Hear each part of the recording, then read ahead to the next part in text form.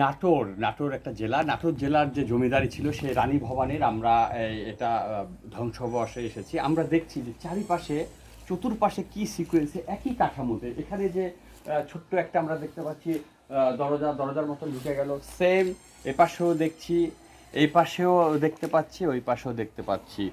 অর্থাৎ চতুর্দিকে দেখা যাচ্ছে যে একই ডিজাইন করা, একই ডিজাইনের ঘরগুলো, এগুলোকে রানীমহল বলা হচ্ছে। আমরা যদি ঘরে ঢোকার চেষ্টা করি তো দেখা যাচ্ছে এগুলো আসলে অনেক ছোট কুঠুরির মতন এইভাবে ঢুকতে হচ্ছে।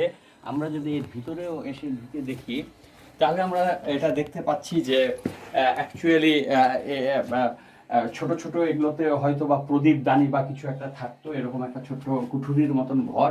এখন ওপরে কিছুই নাই এবং প্রত্যেকটাই দেখা যাচ্ছে যে ডিম্বাকৃতির হয়ে আছে আমরা যদি এগুলোকে দেখি।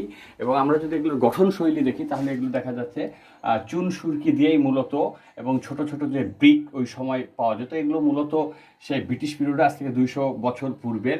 এবং দেখা যাচ্ছে কোথাও কোনো রড বা লোহা বা কাঠের কোনো ব্যবহার নাই, শুধুমাত্র চুন সুরকির ওপরেই দাঁড়িয়ে আছে। তো আসলে খুবই একটা ছোট্ট জায়গা হলেও এটা একটা আসলে বিশাল এক জায়গা। আমরা যদি দেখার চেষ্টা করি, এই যে এদিকেও ধ্বংসাবশেষ দেখা যাচ্ছে, এগুলো সব রানীর ঘর হিসাবে খ্যাত।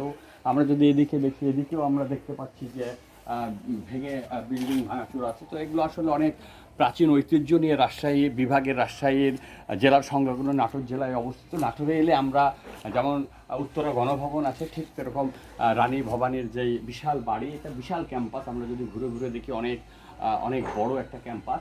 তো আমরা দেখব ছোট ছোট ক্ষুদ্র আঙ্গিকে। তো আমরা এই যে সিকোয়েন্সটা দেখছি যে চতুর্দিকে যে একই রকমের গঠনশৈলী এবং কাঠামো, এটা আসলে খুবই মনোমুগ্ধকর এবং একটা শৈল্পিক। তো ভিউয়ার্স, খুব ভালো লাগছে, আপনাদেরকে আমন্ত্রণ রইল এটা দেখার জন্য।